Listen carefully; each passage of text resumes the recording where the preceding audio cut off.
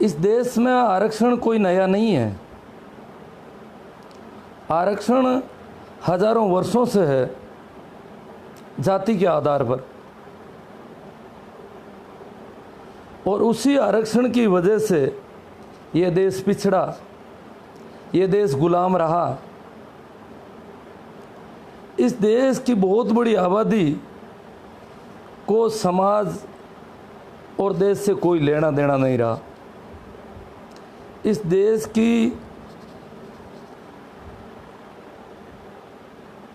लगभग 80% आबादी समाज की मुख्य धारा का हिस्सा नहीं रही। अब जिस देश की इतनी बड़ी आबादी समाज की मुख्य धारा का हिस्सा नहीं हो, उस देश को कोई भी गुलाम बना सकता है। तो हमारे देश में जो आरक्षण हजारों वर्षों से चला आ रहा था, परंपरागत आरक्षण कह दो, उसे सनातन आरक्षण कह दो, जाति आधारित आरक्षण, जाति के आधार पर तय हो जाता था कि राज सत्ता को कौन चलाएगा, किस माँ के पेट से बच्चा जन्मा है वो राजा होगा, कौन सेठ होगा, महाजन होगा, कौन धर्म का मुखिया होगा। प्रत्येक व्यक्ति के लिए पहले से तय हो जाता था जिस घर में जन्म लिया है। और कुछ जो बहुत बड़ी आबादी में जो लोग जन्म लेते थे, वो सिर्फ यहाँ पर जीवित इसी वजह से थे कि उनके जीने से उनकी जीविका निर्भर थी। जो मुख्य वर्ग था समाज का, वो उन लोगों के लिए थोड़ा बहुत खाने पीने का जो भी हिस्सा छोड़ता था, उनको जीवित रख रहा था। उसका कारण था कि उनका दोहन करना था, उनके श्रम का दोहन करना था। जिस प्रकार हम पालतू पशु रखते हैं, गाय भैंस को चारा फूस डालते हैं, जब दूध देती है तो कुछ अलग तरह से उसको देना शुरू कर देते हैं। इसी प्रकार ऊंट बैल, इन पशुओं को भी हम उनका पालन पोषण, उनको जिंदा रखना ज़रूरी समझते हैं, क्योंकि वो हमारे काम की चीज़ें हैं।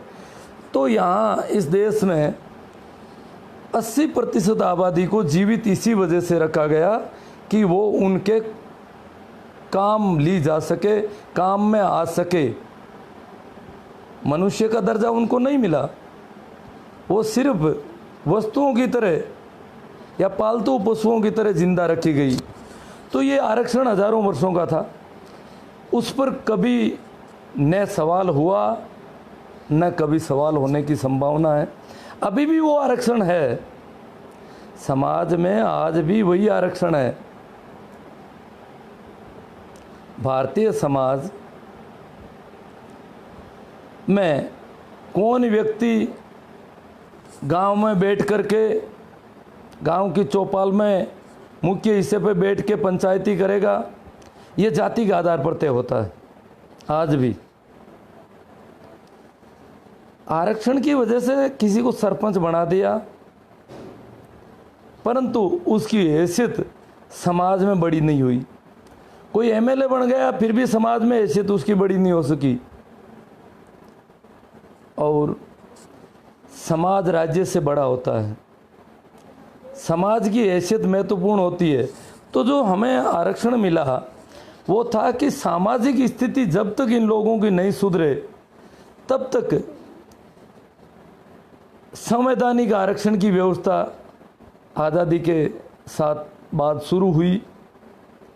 संवैधानिक आरक्षण की जैसे ही बात हुई, लोगों को तकलीफ होने लगी कि ये कौन सा आरक्षण है, ये क्यों दिया जाता है, जाति के आधार पर आरक्षण क्यों, योग्य व्यक्तियों का क्या होगा।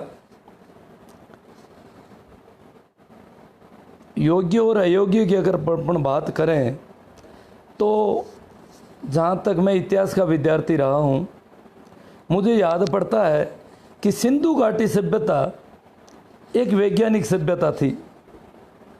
वो सभ्यता मात्र सत्तात्मक सभ्यता थी। माँ परिवार की मुखिया होती थी। यह सभ्यता ग्रामीण नहीं थी, नागरिक सभ्यता थी। बड़े बड़े नगर थे।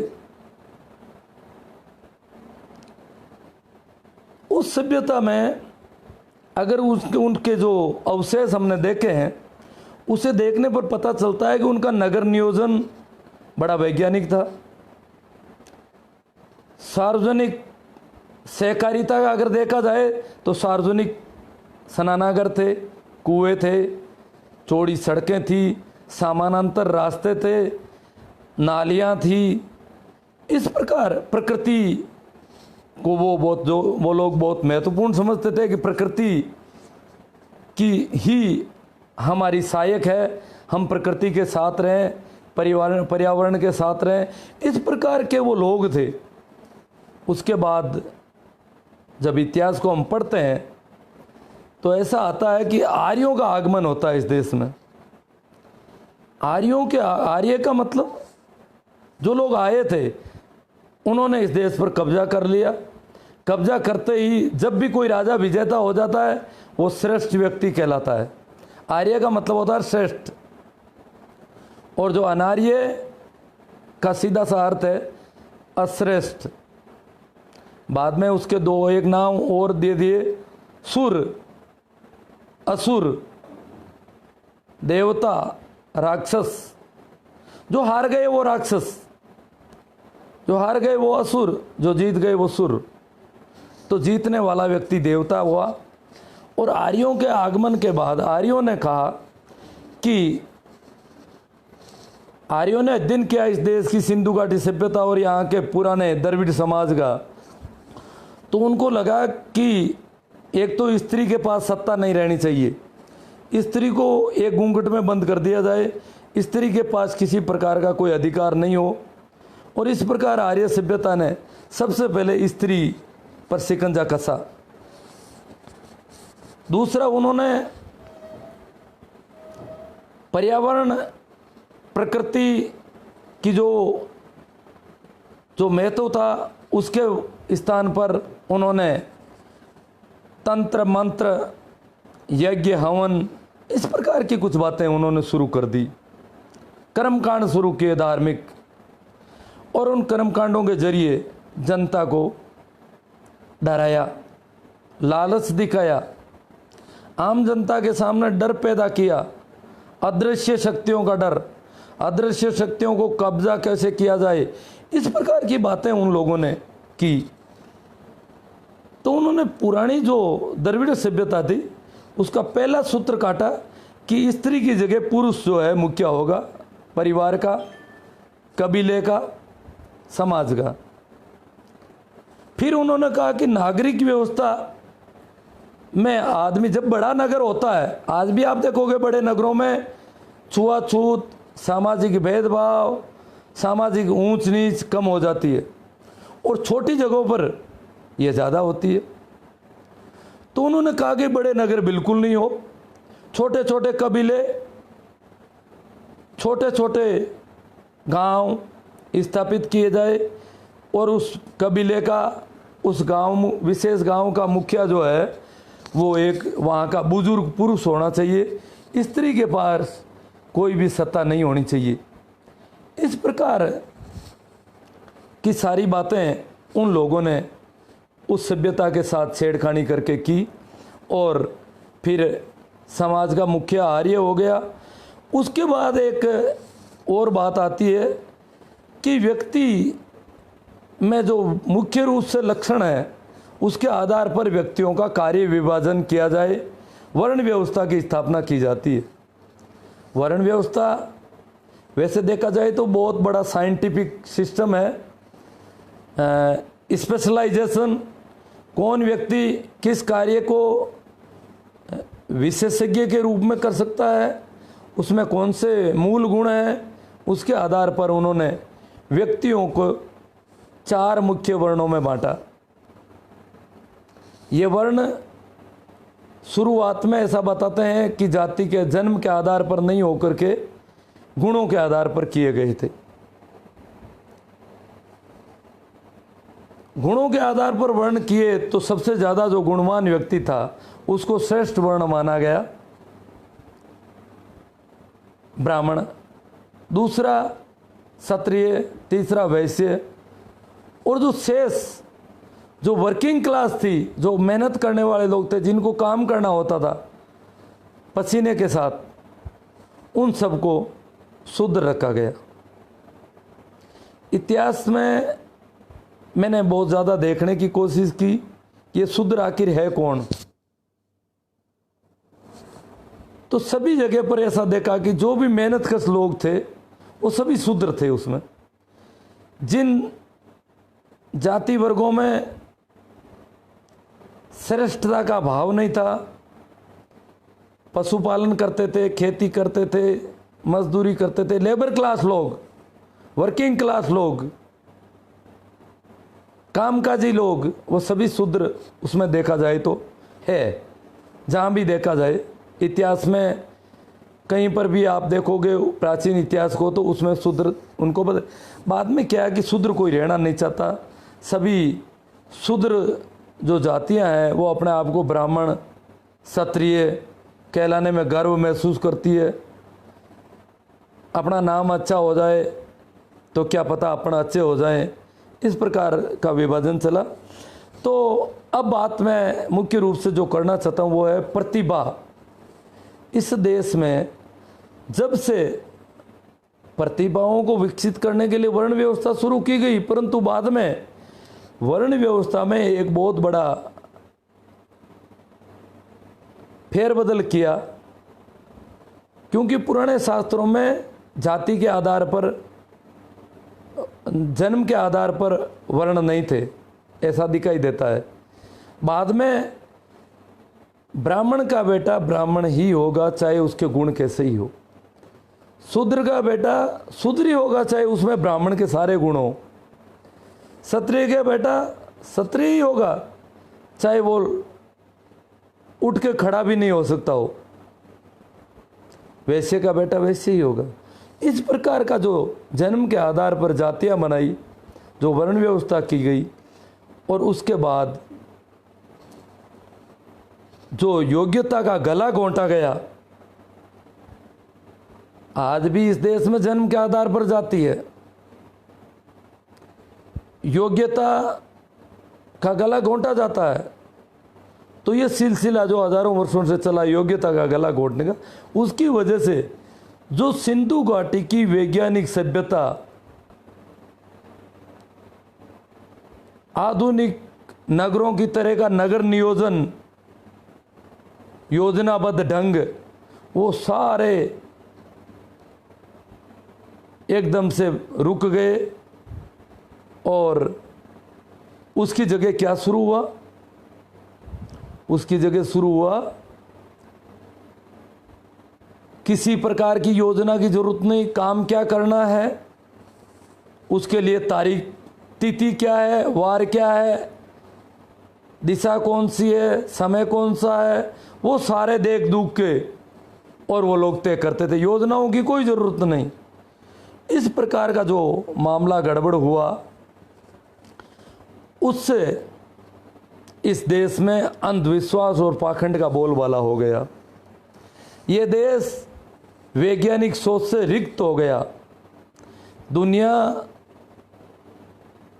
में विश्व गुरु का दंभ भरने वाला देश, सबसे पहले जहाँ सभ्यता शुरू हुई, दुनिया जंगली थी। 300 साल पहले तक अमेरिका की हालत क्या थी? जब कोलंबस वहाँ गया तो वहाँ के मूल निवासी जो रेड इंडियन है, वो कुछ भी जानवरों जैसी जिंदगी जी रहे थे। 300 साल पहले अमेरिका की ये हालत थी। 300 साल पहले अमेरिका आज़ाद हुआ था। 500 साल पहले समझ लो जब कोलंबस गया था, उस समय अमेरिका की ये हालत थी। 500 साल 700 साल पहले यूरोप के देश ठीक ढंग से सभ्य नहीं थे। दुनिया की पहली जो सभ्यता मानी जाती है वो है सिंधु घाटी सभ्यता, वो इस इंडिया में है। सिंधु नदी घाटी सभ्यताएं, नदी घाटियों पर जो सभ्यताएं विकसित की गई, उनमें सबसे पहली सभ्यता सिंधु घाटी सभ्यता है। और सिंधु घाटी सभ्यता हमारे देश की। तो सभ्यता का पाठ जिस देश ने दुनिया को पढ़ाया, वो देश वैज्ञानिक दृष्टि से आज भी लोगों के सामने तकनीक के लिए कटोरा मांडे खड़ा है, कटोरा लिए खड़ा है। हमारे पास कोई वैज्ञानिक कॉपीराइट नहीं है। वैज्ञानिक दृष्टि से देखा जाए तो अकेला एडिसन हजारों आविष्कार करता है। आइंस्टीन, न्यूटन, जितने भी वैज्ञानिकों के नाम थे जिन्होंने आविष्कार किया, वो भारत के खाते में नहीं है। दुनिया को सभ्यता का पाठ पढ़ाने वाला देश वैज्ञानिक दृष्टि से इतना पिछड़ा क्यों? इसका मूल कारण है कि इस देश की 80% आबादी और शेष 20% आबादी में से महिलाओं, इसका मतलब इस देश की 90% आबादी को हजारों वर्षों तक शिक्षा से वंचित रखा गया।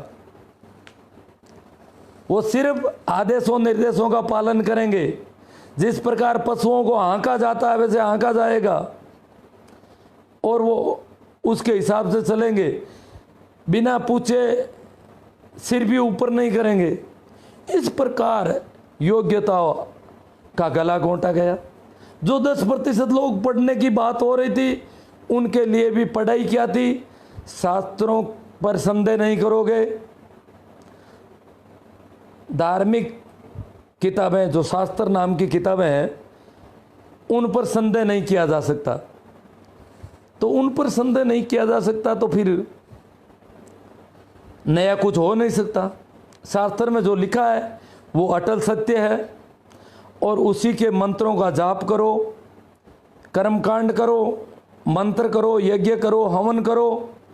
और बाकी वाली जो ये बहुत बड़ी जनता है, बहुत बड़ी आबादी है, उसको हाँको बैलों की तरह, ऊंटों की तरह, घोड़ों की तरह। उनको काम लो, आपके अधिक से अधिक लाभ के लिए काम लो, उनको जीवित रखने के लिए। जैसे हमारे यहाँ मेरे दादाजी कहा करते थे कि हमारे पास अनाज बचता कहाँ था, आधा अनाज जागीरदार लेता था, पीछे बचा आधा अनाज, उसमें हमारी बहुत बड़ी देनदारियाँ होती थी। जिन लोगों की हम सेवाएं लेते थे उनको सालाना अनाज देना पड़ता था। तो कुछ लोग अनाज के हिस्से में हमारा वर्क करते थे, खेती में काम आने वाली वस्तुओं से संबंधित लोह का, लकड़ी का, तो उनका अनाज, उनका पारिश्रमिक अनाज के रूप में जाता था। फिर साहूकार का हिसाब होता था, उससे कुछ सामान लाते थे। वही सामान हमें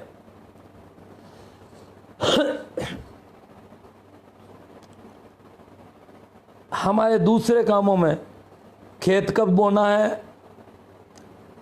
पशु खरीदना है कि नहीं खरीदना है, झोंपड़ा बनाना है कि नहीं बनाना है तो किस तारीख को बनाना है, ये सारी हम पूछ परख पंडित जी से करते थे। और वो अपना टिप्पणा एक निश्चित राशि पर खोलते थे, अन्यथा वो खोलते नहीं थे। वो राशि देने पर खोलते, फिर बताते कि तुझे भैंस खरीदनी है कि नहीं खरीदनी है, बैल खरीदना है नहीं खरीदना है, बैल में तेरे को नुकसान हो सकता है इसलिए तुम बैल नहीं खरीदेगा। इस प्रकार की सारी बातें वो होती थी। तो मैं मुख्य रूप से उस पर आता हूँ कि हमारे देश में जो आरक्षण, संवैधानिक आरक्षण शुरू किया गया, वो क्यों किया गया? इस देश की बहुत बड़ी आबादी को हजारों वर्षों तक पढ़ने से वंचित रखा। समाज की मुख्य धारा का वो हिस्सा नहीं। सामाजिक और शैक्षणिक दृष्टि से पिछड़े तबकों को सत्ता में प्रतिनिधित्व देने के लिए आरक्षण नहीं है, प्रतिनिधित्व है। जो 80% आबादी है उसका शासन में, प्रशासन में, कार्यपालिका में, व्यवस्थापिका में, न्यायपालिका में, वहाँ उनका प्रतिनिधित्व कैसे सुनिश्चित हो, इसके लिए उनके लिए शिक्षा की व्यवस्था पहला काम, शैक्षिक संस्थानों में आरक्षण, फिर उनको सरकारी प्रशासन का हिस्सा बनाने के लिए सरकारी सेवाओं में आरक्षण, लोकसभा में आरक्षण, ये लोकसभा और विधानसभा में सिर्फ शेड्यूल कास्ट शेड्यूल ट्राइब को आरक्षण दिया गया था। हालांकि पिछड़े वर्गों की बहुत बड़ी आबादी, जिसे माना जाता है कि उनकी आबादी 52% से ज़्यादा है निश्चित रूप से, क्योंकि 31 की जनगणना के आधार पर 52% थी, तो पिछड़े तबकों की आबादी बढ़ती है, इसलिए उनकी आबादी 60% के आसपास हो सकती है, ऐसा अनुमान है। क्योंकि जाति आधारित जनगणना हमारे देश में हो तो गई कुछ राजनीतिकों के दबाव में, परंतु उसको डिस्क्लोज नहीं करने दिया जा रहा है। अभी भी सत्ता नहीं चाहती है कि वो जाति आधारित जो आंकड़े हैं आबादी के वो डिस्क्लोज किए जाएं, वो प्रकाशित किए जाएं। तो इतनी जो बड़ी आबादी है उसका आरक्षण लोकसभा विधानसभा में नहीं था, तो प्रतिनिधित्व भी उनका बहुत कम है। आज भी 60% आबादी का प्रतिनिधित्व 20% से ज़्यादा नहीं है लोकसभा और विधानसभाओं में। तो उन लोगों का प्रतिनिधित्व कैसे सुनिश्चित किया जाए, इसके लिए आरक्षण की व्यवस्था हमारे देश में की गई, जिसको आज बहुत हैदर्शी से देखा जा रहा है। रोज गालियां निकाली जा रही है कि जाति आधारित आरक्षण नहीं होना चाहिए। इस आरक्षण की वजह से प्रतिभाओं को अवसर नहीं मिल रहा है। प्रतिभाएं केवल इस देश की 15% परिवारों में ही जन्म लेती है, तो इनका कहना सही है। जो लोग आरक्षण की खिलाफत कर रहे हैं, जो जाति आधारित आरक्षण की खिलाफत कर रहे हैं, उनका मानना है कि प्रतिभाएं 30% शेड्यूल कास्ट शेड्यूल ट्राइब में जन्म नहीं लेती, 60% के लगभग ओबीसी में भी जन्म नहीं लेती, सिर्फ 10% सवर्ण वर्गों में ही जन्म लेती है। यदि स्वर्ण वर्गों में प्रतिभाएं जन्म लेती है तो ये देश पिछड़ा क्यों रहा? हजारों वर्षों से सवर्ण वर्गों के पास में इस देश की सारी सत्ता थी, फिर भी यह देश विभिन्न दृष्टियों से पिछड़ा रहा। इस देश का औद्योगिकरण अंग्रेजों ने किया, उससे पहले यहाँ उद्योग नहीं थे। इस देश का आधुनिकीकरण का सारा श्रेय अंग्रेजों को जाता है। तो ये जो लोग बहुत ज़्यादा प्रतिभा संपन्न लोग थे, उन्होंने क्यों नहीं इस देश का विकास किया? क्यों नहीं कर सके ये लोग इस देश का विकास? ये बड़े प्रश्न हैं। ये प्रश्न इस बात के हैं कि ये धोखा दिया जा रहा है इस देश के बहुत बड़े तबके को। जो बहुत बड़ा तबका है schedule caste schedule tribe OBC, ये खुद इस तबके के बहुत ज़्यादा लोग ऐसा कहते हैं कि आरक्षण नहीं होना चाहिए, और आरक्षण हो तो आर्थिक आधार पर होना चाहिए। इस देश की आज की सत्ता भी ये कहती है कि आरक्षित वर्गों में योग्यता नहीं होती है। आपको पता होना चाहिए, अभी थोड़े दिनों पहले इंडियन एक्सप्रेस में एक खबर आई थी, talented and motivated Indian, talented and motivated Indian के नाम से जॉइंट सेक्रेटरी भारत सरकार ने नियुक्त किए थे। आईएएस, जो जॉइंट सेक्रेटरी आईएएस होते हैं, वो नियुक्त किए इंटरव्यू के आधार पर, किसी प्रकार की परीक्षा नहीं। टैलेंटेड और मोटिवेटेड इंडियन भारतीय साक्षात्कार से छंटनी हुई। किसने साक्षात्कार लिया मुझे पता नहीं, परंतु परीक्षा किसी प्रकार की नहीं, और साक्षात्कार से 9 जॉइंट सेक्रेटरी सेलेक्ट किए गए। ये इंडियन एक्सप्रेस की खबर है। वो 9 के 9 SC ST और OBC में से नहीं। 100% आरक्षण इस इंटरव्यू के मार्फत स्वर्ण वर्गों को दिया गया। इसका मतलब टैलेंटेड लोग SC ST OBC के घरों में जन्म नहीं लेते हैं। ये इंटरव्यू के आधार पर इनका सिलेक्शन इस बात का की घोषणा है कि टैलेंटेड लोग सिर्फ जनरल कास्ट में ही जन्म लेते हैं। जनरल कास्ट में ही सिर्फ विशेष उनके नाम में इंडियन एक्सप्रेस की जो खबर है उसका लिंक मैं भेजूंगा। वो सारे नाम ये बता रहे हैं कि वो भी जनरल जाति में से सभी वर्गों में से नहीं थे, बहुत ही छोटे से विशेष तबके में से उन लोगों का सिलेक्शन हुआ कि ये लोग कंपनियों में अच्छा काम करते हैं, टैलेंट लोग हैं, मोटिवेटेड लोग हैं। इनको भारत की जो बड़ी प्रशासनिक स्थिति है, जॉइंट सेक्रेटरी जो मिनिस्टर होते हैं उनके सेक्रेटरी इनको नियुक्त किया जाए।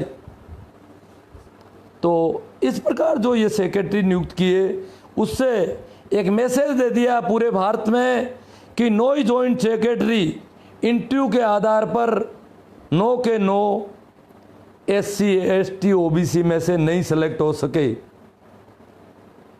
तो इंटरव्यू के आधार पर सारी योग्यता वहाँ पर है, टैलेंट सारा वहाँ पर है। जबकि देश आज़ाद होने के बाद जो आरक्षण की व्यवस्था की गई उससे पढ़ने का मौका मिला इस देश की बहुत बड़ी आबादी को, और उस आबादी में से लोग अधिकारी बने, कर्मचारी बने, और उसकी वजह से देश का तीव्र गति से विकास हुआ है। असलियत यह है, उसको जुटलाया जाता है, बहुत तरह की खबरें निकाली जाती है, बहुत अलग तरीके से उसको जुटलाया जाता है। मैं आज इस लाइव के माध्यम से आपको एक मैसेज देना चाहता हूँ, विशेष मैसेज कि हाँ, जाति व्यवस्था खत्म होनी चाहिए। बहुत बड़ा है, जाति व्यवस्था इस देश में खत्म होनी चाहिए, उसी के लिए ये सारा किया जा रहा है।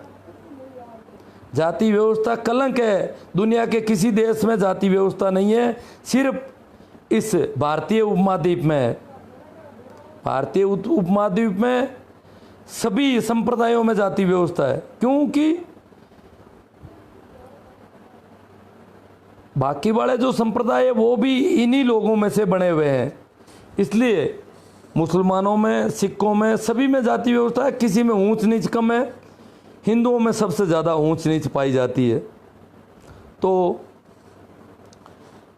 हाँ, ऊपर बिठाना, नीचे बिठाना, वो सारा जो ये लोग कहते हैं कि शिक्षा में आप व्यवस्था दे दो। शिक्षा में क्या व्यवस्था? शिक्षा में चाहे कितना भी आप दे दो। आज शिक्षा के मामले में अगर देखा जाए तो OBC के बहुत सारे लोग कोचिंग लेते हैं। कुछ लोगों के पास पैसा हो गया, कोचिंग ले रहे हैं, परंतु JEE मेन की जो कट ऑफ आती है उसमें पिछले 4-5 साल की कट ऑफ अगर देखा जाए तो 70 अंक होती है OBC की, लगभग 70 के आसपास। SC ST की होती है 50 से के नीचे, 50 के पास, और जनरल की 105 से एबव। इसका मतलब OBC के लोग जनरल से अभी बहुत नीचे हैं। 50% अंक जनरल की कट ऑफ 50% ऊंची रहती है। बड़ी जो उच्च शिक्षा की संस्थानें हैं, IIT, एम्स वगैरह में, अगर आज आरक्षण बंद कर दिया जाए, जैसा कि नीट वगैरह में कुछ गड़बड़ कर रहे हैं, अगर बंद कर दिया जाए तो SC ST और OBC के लोग इन उच्च शिक्षण संस्थाओं से बाहर हो जाएंगे। ये पक्का मामला है। क्योंकि जो 70 अंक ओबीसी के लोग अभी ला पा रहे हैं वो 105 कैसे लाएंगे? जेईई मेन क्वालिफाई नहीं कर पाएंगे। और ऐसा क्यों है? ऐसा इसलिए है कि ओबीसी के, एससी एसटी के लोगों के साथ जगह जगह पर भेदभाव होता है, जगह जगह पर प्रताड़ना मिलती है। छोटे गांवों में हो सकता है कोई यादव ज़्यादा संख्या में हो, किसी गांव में माड़ी ज़्यादा संख्या में हो, जाट ज़्यादा संख्या में हो, गुजर हो, मीणा हो, ऐसी कौमें बहुत बड़ी आबादी हो छोटे गांव में, तो हो सकता है उनके लोग सरपंच बन जाते होंगे, उनके लोग गांव की पंचायती करते होंगे। परंतु शहरों में अभी भी इन तबकों की स्थिति बहुत नीची है। सत्ता का केंद्र आज भी शहर है, गांव नहीं है। तो गांवों में ये जो लोग गरीब को आरक्षण, आर्थिक आधार पर आरक्षण की बात कर रहे हैं, मैंने भी बहुत निकट से देखा है। मैं स्कूल का अध्यापक हूँ, सरकारी स्कूल का अध्यापक हूँ।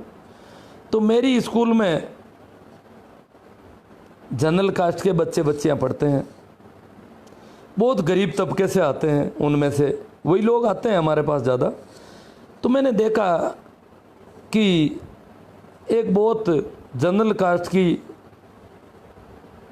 गरीब घर की 5 लड़कियां मेरे पास पढ़ती थी, पहली, दूसरी, तीसरी, चौथी, 5वीं। एक एक साल में उनका जन्म है, 5 ही लड़कियां बहनें, बहुत टैलेंट, सभी टैलेंट, मोस्ट टैलेंट। परंतु मुझे पता था कि ये लोग 5वीं के बाद इनको स्कूल छुड़वा देंगे। वो लड़कियां आरक्षण नहीं हो तो भी वो काफ़ी दिखा सकती है प्रतिभा को, प्रतिभाशाली लड़कियां थी, परंतु उनको आगे नहीं पढ़ाया गया। वो लड़कियां मेरी स्कूल के जो शेड्यूल कास्ट के बच्चे थे या ओबीसी के बच्चे थे, उनके साथ मैंने देखा कि उनके ममेरे भाई को, छोटे ममेरे भाई को शेड्यूल कास्ट के बच्चे ने कुछ कह दिया तो उस छोटी सी बात पर वो लड़कियां उस पर बहुत ज़्यादा आक्रोशित हो गई, बोले ये हमको कैसे कह सकते हैं। और वो बच्चा डर गया, एकदम से सहम गया, उसको पता है कि सामाजिक स्थिति हमारी। तो ये जो लड़के स्कूल तक में प्रताड़ित होते हैं और स्कूल के बाहर तो कहना ही क्या, स्कूल के बाहर गली में, मोहल्ले में, ढाणी में, समाज में, गांव में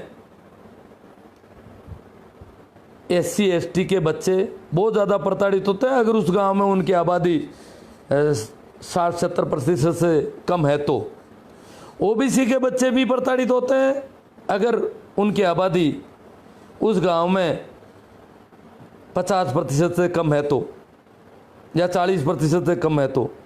ये स्थिति ओबीसी के साथ भी होती है। उनको गांव को मुख्य निर्णय लेने में उनको भी नहीं आने दिया जाता है। तो ये जो प्रतिभाओं को जगह जगह प्रताड़ित किया जाता है, डांटा जाता है, फटकारा जाता है, उससे प्रतिभाओं दमित होती है।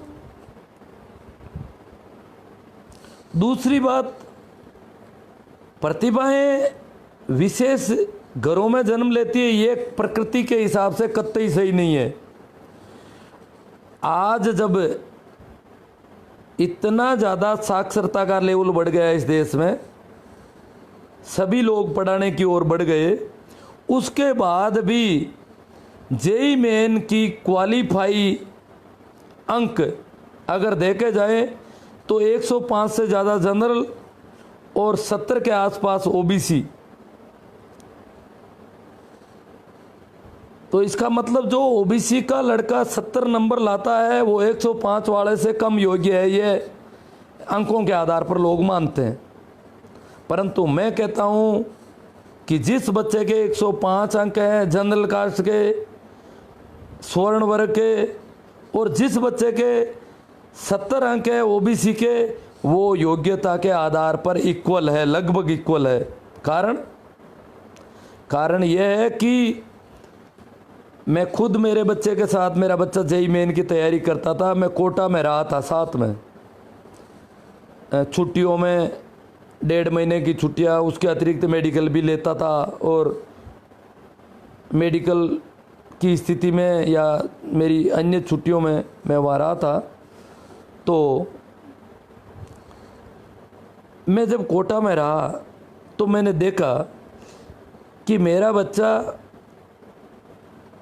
जब कोचिंग से वापस आता था और मेरे पड़ोस के कमरे में जो बच्चा रहता था वो भी कोचिंग से वापस आता, बच्ची भी थी उनकी बच्चियां भी कोचिंग कर रही थी। हमारी बच्चियां तो अभी कोचिंग छोड़ के गणित और ये विज्ञान विषय भी नहीं ले रही है, और मेरा बच्चा हिंदी मीडियम का बच्चा था। इंग्लिश मीडियम और हिंदी मीडियम में भी बहुत बड़ा अंतर चलता है कोचिंग वगैरह में। फिर घर पे आने के बाद मेरा बच्चा मुझसे कुछ भी कंसल्ट नहीं, मैं एमए हूँ परंतु मैं साइंस के हिसाब से केमिस्ट्री, फिजिक्स और गणित में मेरे बच्चे को किसी प्रकार की कोचिंग नहीं दे सकता।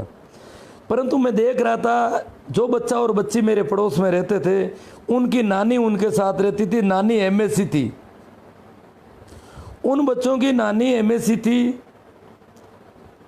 और वो कोचिंग से आने के बाद वो केमिस्ट्री में एमएससी थी, बायो की जो लड़की थी नीट की तैयारी करती थी, उससे भी वो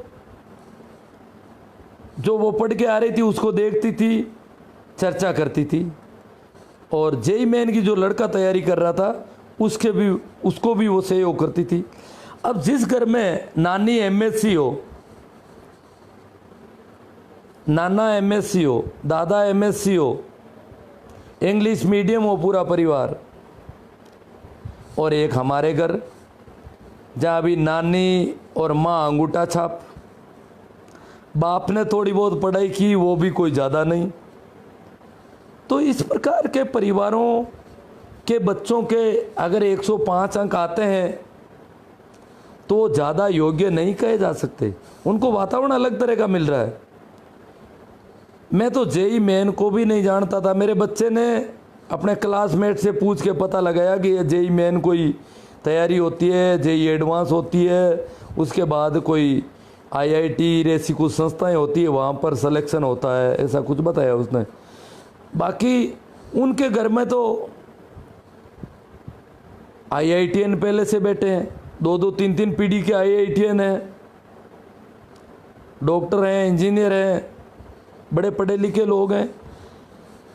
तो उनकी जो पारिवारिक स्थिति है, जो सामाजिक स्थिति है, जो शैक्षणिक स्थिति है परिवारों की, उसके मद्देनजर जो सामाजिक और शैक्षणिक दृष्टि से पिछड़े परिवार हैं उनको बराबर प्रतिनिधित्व, उन परिवारों में जन्म लेने वाली योग्यताओं को इस देश के विकास में बराबर भागीदार बनाने के लिए आरक्षण की व्यवस्था की गई। संवैधानिक आरक्षण अयोग्य लोगों को कभी भी अवसर नहीं देता। परंपरागत आरक्षण में योग्यता का कहीं कोई प्रश्न नहीं था। राजा कैसे बनेगा? इस माँ के पेट से जो बच्चा जन्मेगा वो राजा होगा। अब चाहे वो काना भी हो, चाहे वो दौड़ नहीं सकता हो, ठीक ढंग से चल नहीं सकता हो, तलवार तो दूर, लाठी चलाना भी जिसको नहीं आता हो वो राजा बन जाता था। सिर्फ जन्म के आधार पर योग्यता का कहीं कोई सवाल नहीं। कौन व्यक्ति सेठ बनेगा, श्रेष्ठ बनेगा, महाजन बनेगा, वो भी सिर्फ जन्म के आधार पर। कौन व्यक्ति वेद बनेगा, इलाज करेगा, वो भी जन्म के आधार पर। कौन व्यक्ति पंडित बनेगा, पूजा पाठ करेगा, कर्मकांड करेगा, धर्म का मुखिया बनेगा, सर्व बनेगा, वो भी सिर्फ जन्म के आधार पर। योग्यता का कहीं कोई प्रश्न नहीं, योग्यता की तो कहीं जरूरत नहीं।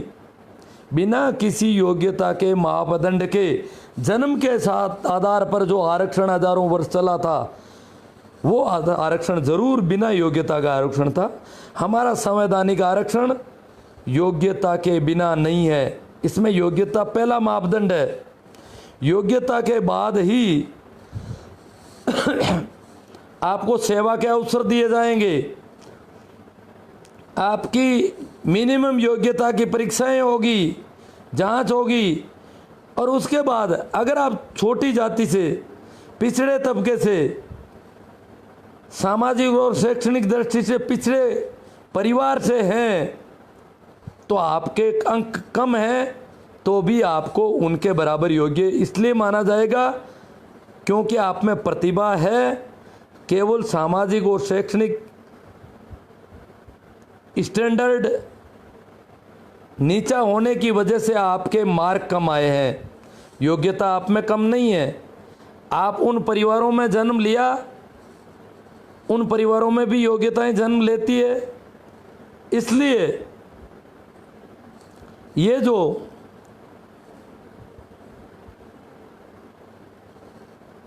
आरक्षण हमारा हुआ, प्रतिभाओं को पर्याप्त अवसर देना, इस देश की 80% परिवारों के दंपतियों में जन्म लेने वाली प्रतिभाएं, 80% घरों में जन्म लेने वाली प्रतिभाओं का देश के विकास में सहयोग कैसे लिया जाए, इसके लिए संवैधानिक आरक्षण की व्यवस्था की गई।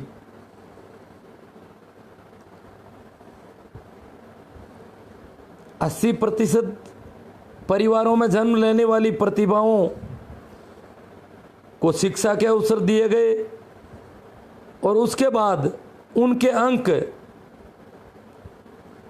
उन्हीं में से देख करके, अगर उनके अंक उन विशेष वर्गों के हिसाब से ऊंचे अंक हैं, तो उनको प्रतिभा संपन्न माना जाएगा। वो प्रतिभा संपन्न है क्योंकि वो किसी गांव ढाणी की कभी कभार खुलने वाली स्कूल से पढ़ के आया है। एक अध्यापक, वो भी बहुत सारे काम करता है, सभी प्रकार की क्लासों को वही पढ़ाता है। उन कक्षाओं से बिना किसी शिक्षण सामग्री के, स्कूल यूनिफॉर्म का भी अता पता नहीं, नाया या धोया, कपड़े धोए हुए हैं कि नहीं है, कभी खेत में जाता है, कभी पशुओं में जाता है, कभी कभार स्कूल जाता है।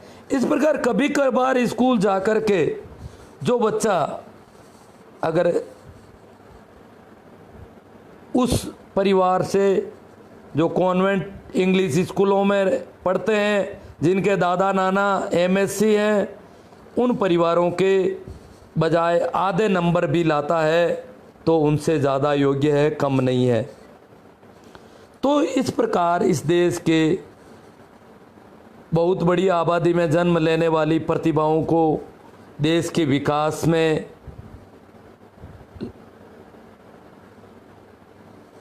खड़ा करने के लिए संवैधानिक आरक्षण की व्यवस्था की गई।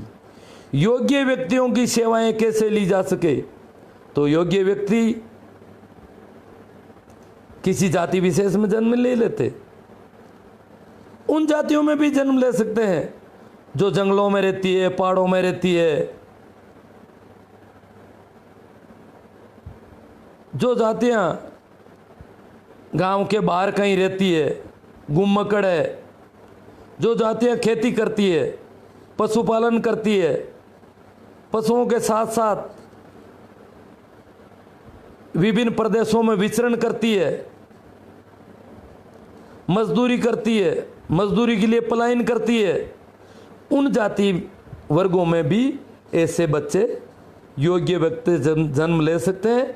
उन योग्य लोगों की सेवाएं देश में कैसे ली जाए, इसके लिए संवैधानिक आरक्षण की व्यवस्था हमारे देश में की गई। अब आरक्षण में अगर देखा जाए, हाँ, देश की सास के सारन साहब कहते हैं कि 1% देश की शासकीय सेवा में कुल आबादी का 1% लोगों ने 99% पर कब्जा कर रखा है। आरक्षण है इस देश में, अभी भी परंपरागत आरक्षण भारी पड़ रहा है, समाज में नहीं, सत्ता में। आज इस देश की कार्यपालिका जो वर्किंग बॉडी है, इस देश की सत्ता चलाती है, उसमें अगर देखा जाए तो ज़्यादातर मुख्यमंत्री, ज़्यादातर कैबिनेट मंत्री SC ST OBC में से नहीं होते। SC ST OBC में से अभी भी आप अगर पूरे भारत के राज्यों की कैबिनेट को अगर खंगालोगे तो SC ST OBC की 80% आबादी में से कैबिनेट मंत्री मिलेंगे 5%, 7%, 10%। कैबिनेट मंत्री नहीं है तो सेक्रेटेरिएट में अगर देखा जाए, सेक्रेटेरिएट जहाँ नीति निर्धारण होता है, देश की नीतियाँ बनती है, वहाँ पर बहुत बड़ा घोटाला चल रहा है। वहाँ घराने चलते हैं, पीढ़ियों से फिक्स है, उन्हीं घरों के लोग सेक्रेटेरिएट में कब्जा जमाए बैठे हैं पीढ़ियों से। तो वो लोग कौन है? वो है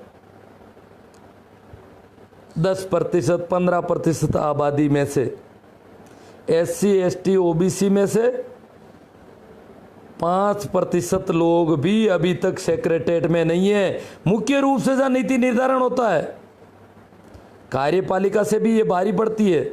अगर कैबिनेट को अपन कार्यपालिका माने, हालांकि कार्यपालिका का हिस्सा है ये भी, सेक्रेटेरिएट भी कार्यपालिका का हिस्सा है। एक छोटा सा पटवारी, ग्राम सेवक, अध्यापक, वो भी कार्यपालिका का हिस्सा है। तो अगर देखा जाए तो सेक्रेटेरिएट में अगर अपन देखेंगे, हमारे देश के सेक्रेटेरिएट में 95% आरक्षण है। संवैध वो जो परंपरागत आरक्षण, सनातन आरक्षण, उन लोगों का अभी भी वहाँ पर 95% कब्जा है। 5% मुश्किल से SC ST OBC के लोग वहाँ पहुँच पाते हैं।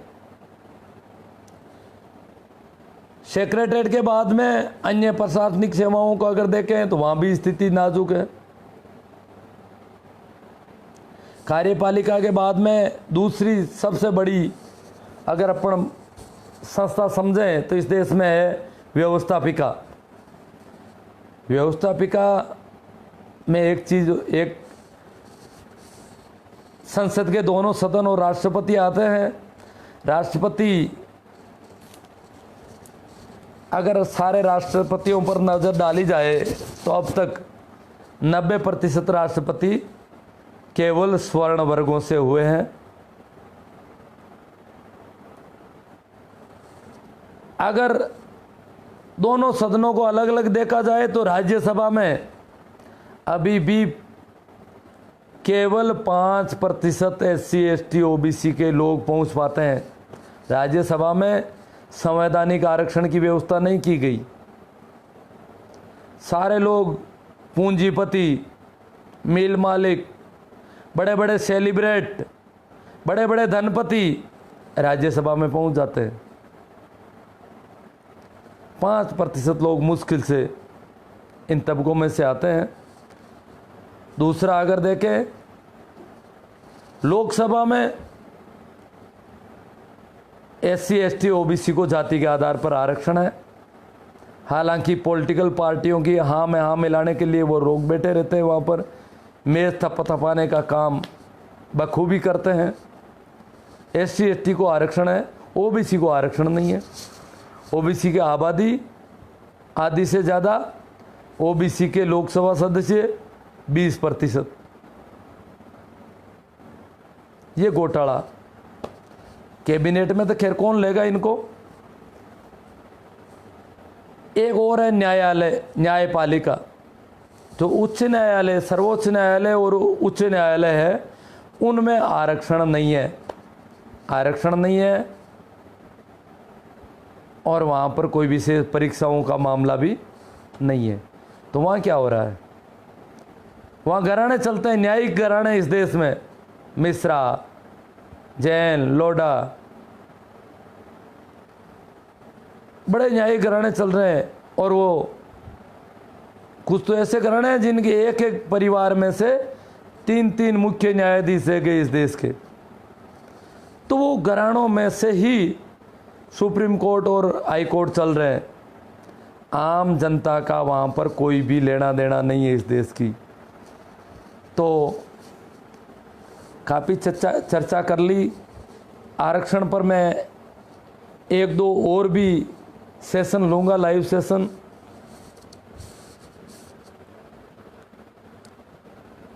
वैसे मैं जुड़ने का तो वैसे भी लोगों को पता है कि मैं कम सुनता हूँ, इसलिए किसी ने ऐसा नहीं लिखा कि जुड़ना चाहिए, अच्छी बात है। हाँ, पर्टिकुलर जाति अगर देखा जाए तो जो पुरानी पढ़ी लिखी जातियाँ हैं उन लोगों का कब्जा इस देश की सारी सत्ता पर है, समाज पर है।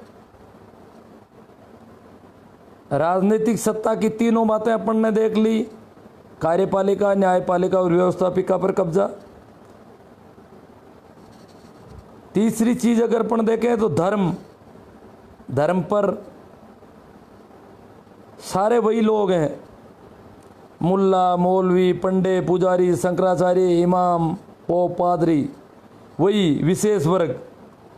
आम जनता का धर्म में आम जनता का काम इतना ही है कि कितना कमाया उसमें से हिस्सा दे दो। सिर्फ जो पसीना बहाया है और उस पसीने का जो प्रतिफल मिला है वो इन मुल्ले, मौलवियों, पंडे, पुजारियों, शंकराचार्य, इमामों के घर भरने के लिए है। तो धार्मिक मामला तो पूरा ही इनके कब्जे में है।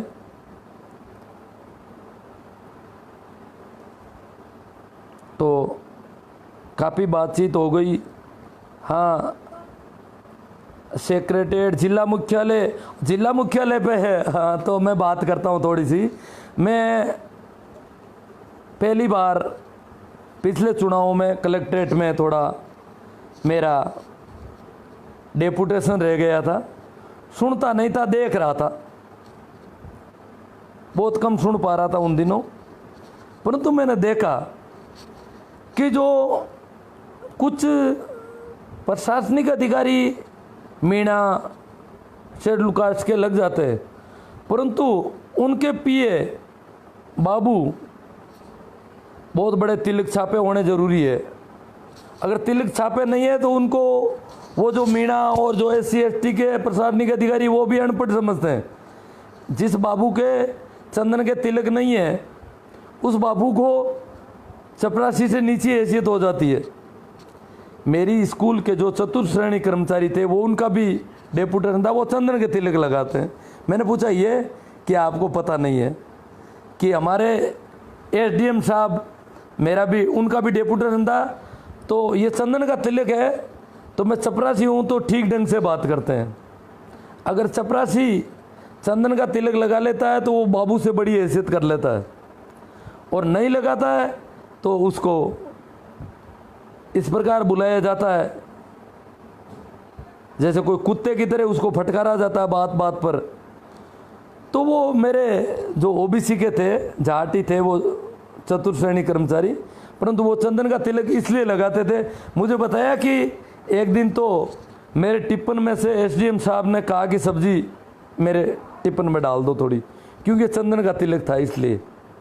और चंदन का तिलक नहीं होता तो सारा जो काम करना होता है 4th क्लास को, वो सारा उनको ही करना होता है जिनके चंदन के तिलक नहीं है।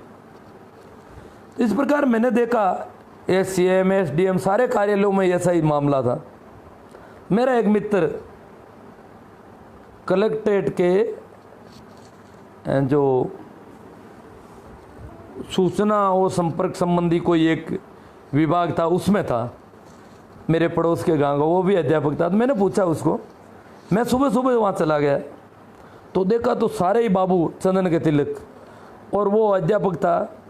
तो मैंने पूछा कि ये सारे चंदन के तिलक वाले कि ये सारे ब्राह्मण नहीं है, ये चंदन के तिलक लगाने पर कलेक्ट्रेट में आदमी की इज्जत बढ़ जाती है। मैंने कहा आपने नहीं लगाया कि यार मेरे से तो नहीं लगाया जाता, थोड़ा काम ज़्यादा करना पड़ता है, चंदन का तिलक नहीं होता तो, और चंदन का तिलक होता है फिर उनको मामला कुछ अलग होता है।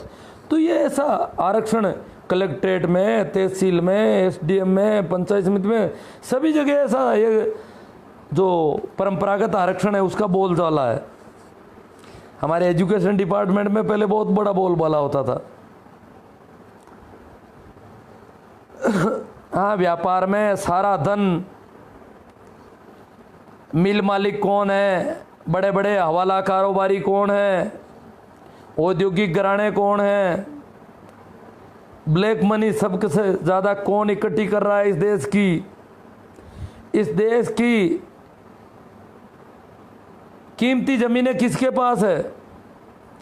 थार के रेगिस्तान में अगर किसी के पास 400 बीघा ज़मीन है तो कोई उसकी जोरी बाजार की, जयपुर के जोरी बाजार की, दिल्ली के चांदनी चौक की 10 फुट ज़मीन से भी कम कीमत है उसकी। 1 वर्ग गज ज़मीन से भी कम कीमत है 400 बीघा ज़मीन की कीमत। ये हालत है। तो कीमती ज़मीनें किसके पास है?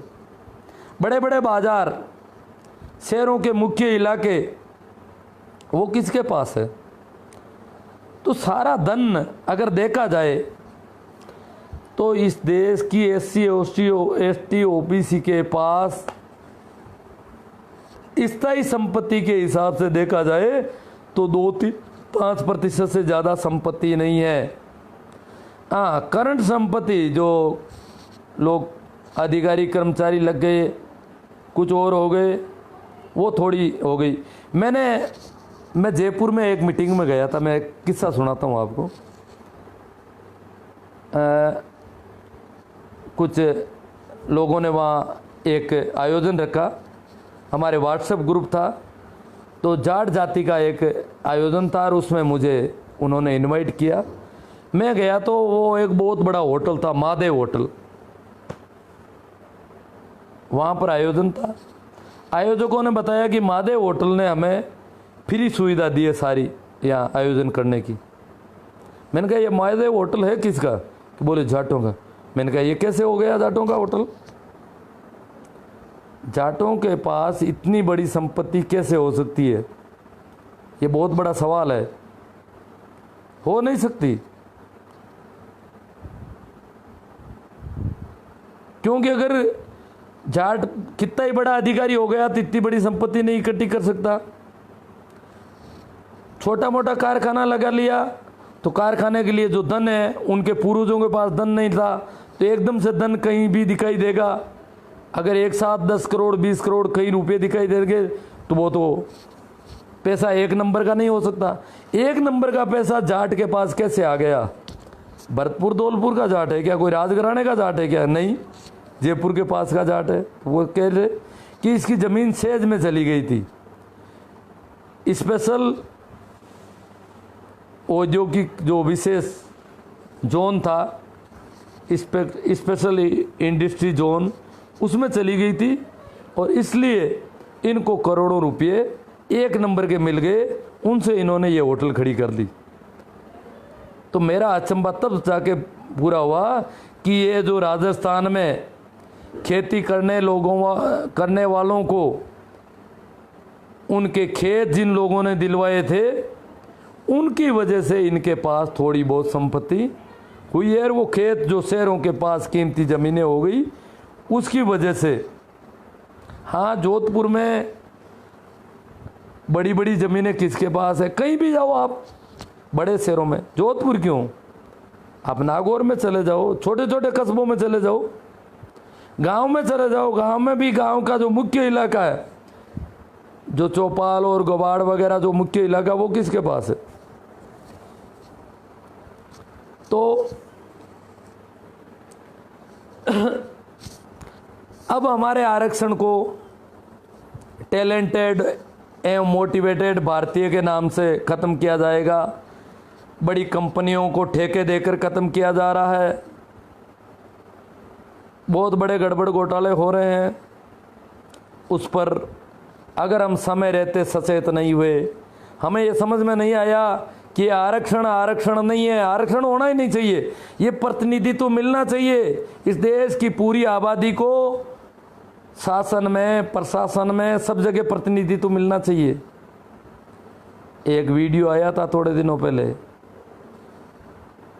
एक टीवी ने जारी किया था, उससे आरटीआई से सूचना मिली थी कि देश के 40 केंद्रीय विश्वविद्यालय जो अभी संचालित है, प्रस्तावित अलग चल रहे हैं, संचालित 41 केंद्रीय विश्वविद्यालय हैं, उनमें ओबीसी का एक भी प्रोफेसर नहीं है, एक भी एसोसिएट प्रोफेसर नहीं है। सभी 40 केंद्रीय विश्वविद्यालय इस देश के सबसे बड़े विश्वविद्यालय है, जहां से सारी सत्ता निकलती है। बड़े विश्वविद्यालय हैं, तो उन विश्वविद्यालयों में ओबीसी का एक भी प्रोफेसर क्यों नहीं आया? इंटरव्यू सिस्टम में मुझे एक आर्मी मैन ने बताया था कि हमारे सारे अधिकारी ग्रामीण भूमि का, कोई आदमी आर्मी में अधिकारी नहीं बन सकता, सिपाही सारे ग्रामीण और अधिकारी, क्योंकि इंटरव्यू सिस्टम में ग्रामीण मानसिकता वाले लोगों को अलग छांट दिया जाता है, शहरी मानसिकता वालों को ऑफिसर बना दिया जाता है, ग्रामीण मानसिकता वाले उनके सैल्यूट लगाने के लिए खड़े रहते हैं आगे। तो इसी प्रकार सभी केंद्रीय विश्वविद्यालयों के हजारों प्रोफेसरों में एक भी ओबीसी एससी एसटी का, ओबीसी का नहीं, एससी एसटी तो आरक्षण की वजह से प्रमोशन में आरक्षण है एससी एसटी के, ओबीसी को आरक्षण मिले 28 साल हो गए, परंतु प्रोफेसर किसी को नहीं बनने दिया। आज भी इतने केंद्रीय विश्वविद्यालयों में, बड़े बड़े केंद्रीय विश्वविद्यालय, डीयू, जेएनयू, किशनगढ़ जो राजस्थान का भी केंद्रीय विश्वविद्यालय, इस प्रकार राजस्थान में एक केंद्रीय विश्वविद्यालय, एक गुजरात में है, तो अलग अलग हर एक स्टेट में, लगभग बड़े स्टेट में एक एक विश्वविद्यालय है। तो ये बहुत बड़े विश्वविद्यालय हैं जहाँ पर हजारों प्रोफेसर हैं, उनमें एक भी ओबीसी का नहीं, क्योंकि ओबीसी को आरक्षण नहीं। तो मैं क्या है कि उन्हीं दिनों एक प्रोफेसर से मेरा मिलना हुआ, एक मीटिंग थी हमारी, उसमें वो प्रोफेसर भाषण दे रहे थे किसानों के पक्ष में। तो मैंने समझा कि ये शायद कोई किसान है, कोई गुर्जर है, कोई जाट है, कोई माड़ी है, कोई बिश्नोई है, इनमें से कोई होंगे। तो वो किसानों के साथ जो दुर्व्यवहार हो रहा है इस देश पे, उस पर उस काफ़ी बोले, सामाजिक शोषण, राजनीतिक शोषण। उनका भाषण खत्म हुआ, कार्यक्रम खत्म हुआ, तो मैंने उनका फ़ोटो ले लिया था, उनका चेहरा मैंने, जब हम भोजन कर रहे थे तो मैंने उनको ढूंढ निकाला, जाके उनसे बोला, कम सुन रहा था फिर भी मैंने कहा, भाई साहब आपने वो भाषण दिया था क्या? हाँ। तो आपने बताया था कि मैं सेंट्रल यूनिवर्सिटी में प्रोफेसर हूँ। कहाँ हूँ? तो एक टीवी न्यूज़ चल रही है, आरटीआई की अखबारों में भी खबर आई है कि सेंट्रल यूनिवर्सिटी में पूरे भारत में कहीं पर भी ओबीसी का कोई प्रोफेसर नहीं है। उन्होंने बोला मैं तो मीणा हूँ, मैं एसटी के आरक्षण की वजह से हूँ, ओबीसी का कोई प्रोफेसर अभी तक नहीं है। मैंने कहा क्यों नहीं है? कि बोले हम लोगों को आरक्षण है इसलिए हमें तो प्रोफेसर बना दिया जाता है। हालांकि हमें भी पूरा नहीं बनाया जाता, जितना आरक्षण है उतने हम भी नहीं है, परंतु ओबीसी तो आरक्षण नहीं होने की वजह से पिछड़ जाती है रोज़, और इसलिए ओबीसी का आज तक कोई एक प्रोफेसर नहीं बन सका पूरे भारत में, जिसकी 60% आबादी है। पूरे भारत में प्रोफेसर बनने जाए योग्यता का लड़का ओबीसी के किसी परिवार में आज तक जन्म ही नहीं लिया इस देश में। चलो धन्यवाद, आप लोगों ने बहुत शेयर किया, बहुत ज़्यादा सुना, इस सब के लिए मैं कृतज्ञ हूँ। ये विचार ज़्यादा से ज़्यादा लोगों तक पहुँचे, इसके लिए आप ज़्यादा से ज़्यादा इस पोस्ट को शेयर करें तो और अच्छा रहेगा। इस पर कमेंट करें। धन्यवाद। इतना